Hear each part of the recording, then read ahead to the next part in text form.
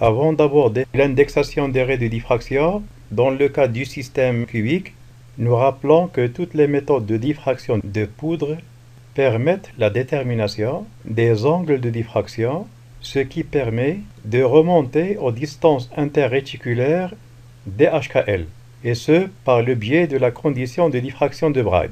Ces distances sont spécifiques du réseau, à savoir qu'elles dépendent de la forme et des paramètres de la maille. Certaines méthodes de diffraction des poudres, et en particulier celles utilisant la méthode de diffractomètre automatique des poudres, ces méthodes permettent la détermination des intensités IHKL des pics de diffraction.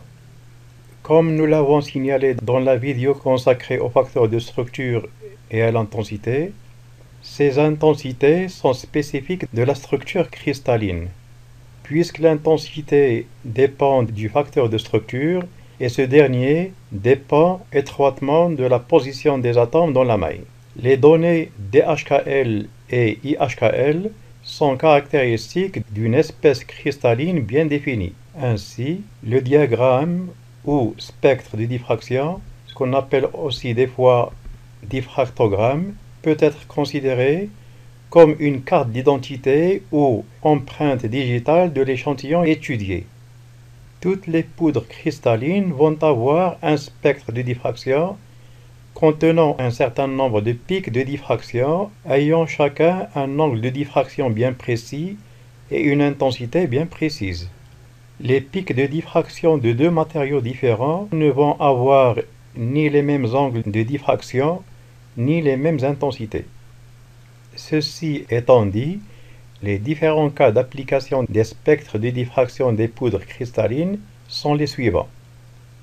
La caractérisation d'un matériau, l'identification d'un matériau, l'analyse qualitative d'un échantillon, l'analyse quantitative d'un échantillon, et enfin la détermination du système cristallin et indexation des raies de diffraction.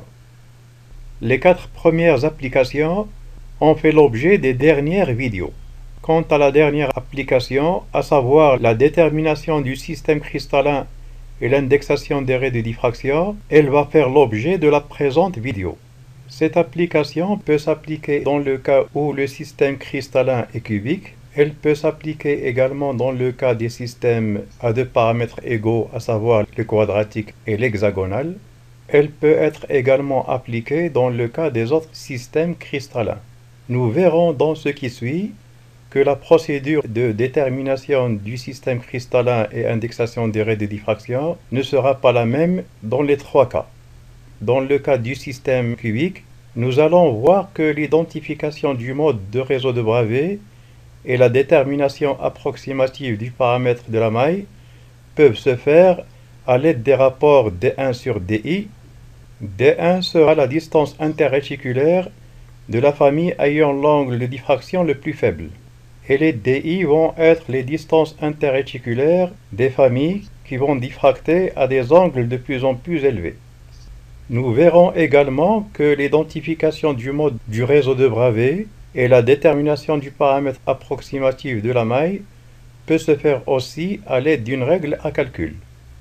Pour ce qui concerne maintenant l'identification du mode de réseau de Bravais cubique à l'aide des rapports D1 sur DI, il faut qu'on procède tout d'abord au calcul des distances interréticulaires théoriques des familles pouvant diffracter si le réseau est cubique. Et une fois qu'on dispose de ces distances, les extinctions systématiques propres à chaque type de réseau du système cubique vont nous permettre de dresser par ordre de distance interréticulaire croissante la liste des familles de plans HKL pouvant diffracter. À titre de rappel, les conditions de diffraction possibles pour les 3 modes de réseau de Bravais cubique sont regroupées sur ce tableau. Ainsi, si la maille est primitive, il va y avoir aucune condition sur la diffraction des familles HKL. Mais dans le cas où la maille est centrée, seules les familles dont la somme des indices H, K et L est paire vont diffracter, et ce, quel que soit HKL. Si maintenant la maille est face centrée, les seules familles réticulaires qui vont diffracter sont celles pour lesquelles H, K et L sont de même parité, et ce, quel que soit HKL. Pour pouvoir maintenant dresser la liste des familles HKL pouvant diffracter, et ce, par ordre de distance interréticulaire décroissante, on va procéder de la façon suivante. Partant de la condition de diffraction de Bragg qui est de D sinus θ est égal L lambda, comme θ varie de façon croissante entre 0 et 90 degrés, sinus θ varie également de façon croissante entre 0 et 1. Comme sinus θ et D se trouvent du même côté de l'équation, c'est que D va alors décroître. Et en somme donc, θ et D sont inversement proportionnels. Par voie de conséquence, sur un spectre de diffraction de poudre, comme la première raie correspond à la famille réticulaire ayant l'angle de diffraction le plus petit, c'est que la distance interréticulaire de cette famille doit être la plus élevée. Et comme dans le système cubique, la distance DHKL est égale à A sur racine de h au carré plus k au carré plus l au carré, DHKL le plus grand alors va correspondre aux indices HKL les plus petits. Ainsi, le premier pic de diffraction qui doit avoir θ le plus petit doit correspondre à une famille réticulaire dont les indices HKL sont les plus petits. Et comme la valeur algébrique la plus faible pour chacun des indices H, K et L est 0, c'est que la combinaison la plus faible des indices H, K, L doit être 0, 0, 0. Cette combinaison n'est pas possible en cristallographie, puisque si c'est le cas, ça doit correspondre à la famille réticulaire 0, 0, 0, et de ce fait, elle doit être parallèle simultanément à l'axe des X, à l'axe des Y et à l'axe des Z, ce qui est impossible, puisque aucune famille donnée ne peut être parallèle aux trois axes en même temps.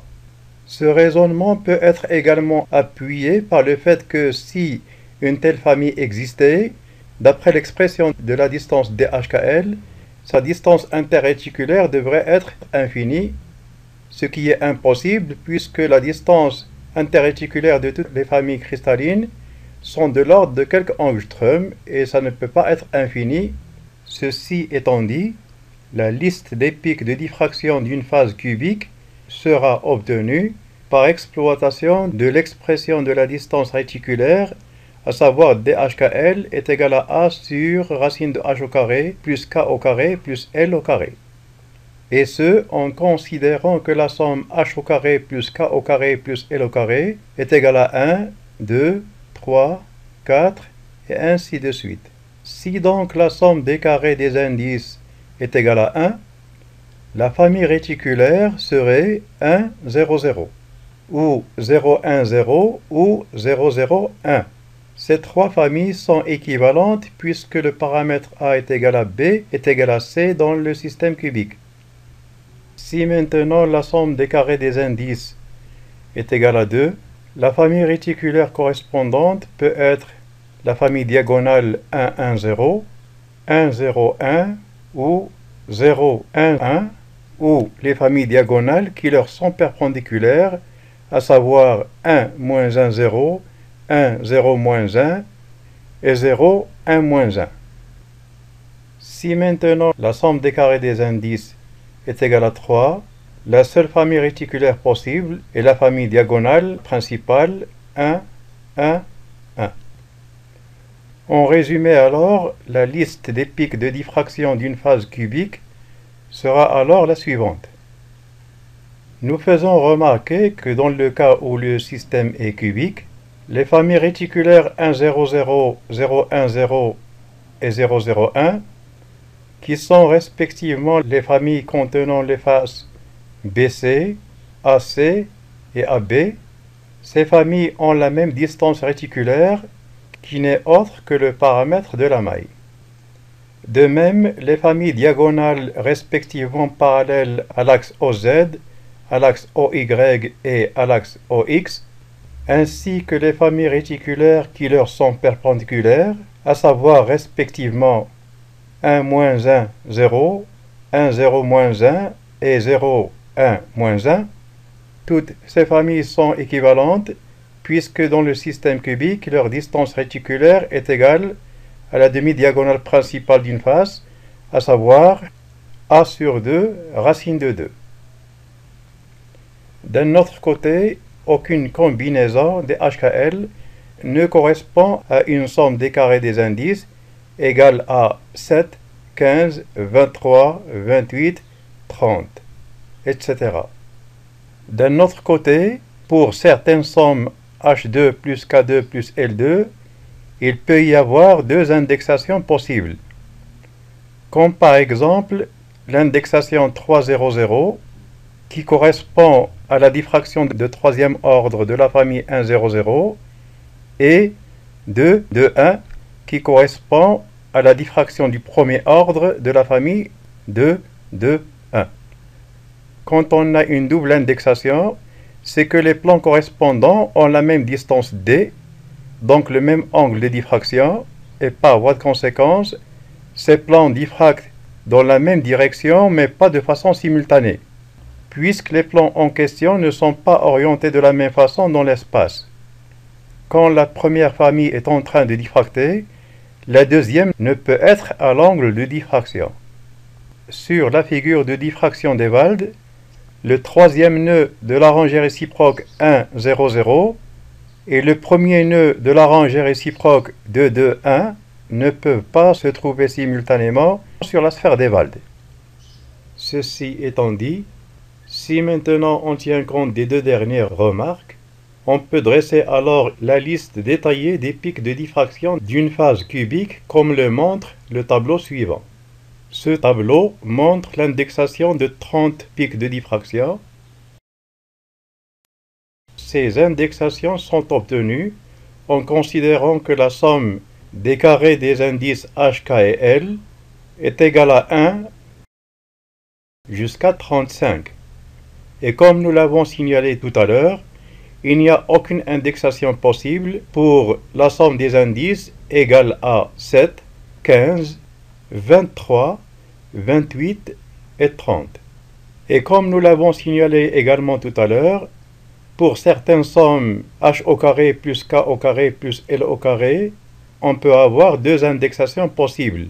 Comme pour la somme h au carré plus k au carré plus l au carré est égal 9, où les indexations possibles sont 3, 0, 0 et 2, 2, 1. Pour la somme h au carré plus k au carré plus l au carré est égal 17, il y a également les deux possibilités 3, 2, 2 et 4, 1, 0. Pour la somme h au carré plus k au carré plus l au carré est égal 18, il y a également deux indexations possibles qui sont 4, 1, 1 et 3, 3, 0. Nous rappelons au passage que la réflexion 3, 3, 0 correspond à la diffraction du troisième ordre de la famille diagonale 1, 1, 0. Pour la somme 25, il y a également deux indexations qui sont 4, 3, 0 et 5, 0, 0. Cette dernière n'est autre que la diffraction du cinquième ordre de la famille 1, 0, 0. Pour la somme 26, les indexations possibles sont 5, 1, 0 et 4, 3, 1.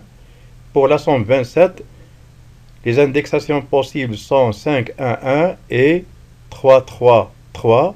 Et cette dernière n'est autre que la diffraction du troisième ordre de la famille diagonale principale 1, 1, 1. Pour la somme 29, il y a également deux indexations, 5, 2, 0 et 4, 3, 2. Pour la somme 33, les indexations possibles sont 5, 2, 2 et 4, 4, 1. Et enfin, pour la somme 34, les indexations possibles sont 5, 3, 0 et 4, 3, 3. Maintenant qu'on dispose de l'indexation des pics de diffraction d'une phase cubique, on peut établir les expressions théoriques des distances interréticulaires correspondant à chacune des indexations. Nous rappelons que la distance interréticulaire n'est autre que A sur racine de h au carré plus k au carré plus l au carré. Ceci étant dit, nous rappelons que les indexations où les indices ne sont pas premiers entre eux ne correspondent pas à des familles réticulaires. Les pics de diffraction correspondants sont en réalité les pics de diffraction à un ordre élevé d'une autre famille pour laquelle les indices sont premiers entre eux. Ainsi, par exemple, Les pics 200, 300 et 400 ne sont autres que les pics de diffraction respectivement du deuxième ordre, troisième ordre et quatrième ordre de la famille 100. Quant au pic 220, il correspond à la diffraction du deuxième ordre de la famille diagonale 110. Quant au pic 222 par exemple, il correspond à la diffraction du deuxième ordre de la famille diagonale principale 111. Pour plus de détails sur l'indexation des pics de diffraction d'ordre multiple, voir la vidéo que nous avions déjà consacrée à la notation des pics de diffraction. Malgré ce qu'on vient de signaler, et pour des raisons liées à l'indexation des pics expérimentaux d'une phase cubique, nous allons considérer quand même que les indexations dans lesquelles HKL ne sont pas premiers entre eux correspondent bien à des familles qui peuvent exister, et que ces familles seront considérées en train de diffracter toutes à l'ordre 1. À chacune de ces familles va correspondre une distance interréticulaire, reportée sur cette colonne. Comme la distance interréticulaire dans le système cubique correspond au paramètre A sur la racine de h au carré plus k au carré plus l au carré, c'est que le rapport de la première distance, qui est A, sur chacune des autres distances, est une constante comme le montrent les valeurs de la dernière colonne du tableau. Ces rapports correspondent en effet à 1, racine de 2, racine de 3, racine de 4, qui est 2, racine de 5, et ainsi de suite. Ces valeurs ne sont autres que la racine de la somme des carrés des indices h, k et l, à savoir racine de h au carré plus k au carré plus l au carré. Précisons que le cas qu'on est en train de discuter est le cas où la maille est cubique primitive, puisqu'on n'a mis jusqu'à présent aucune condition sur la diffraction des différentes familles HKL envisagées. La liste des rapports D1 sur DI est une liste alors caractéristique du cas où la maille est cubique primitive.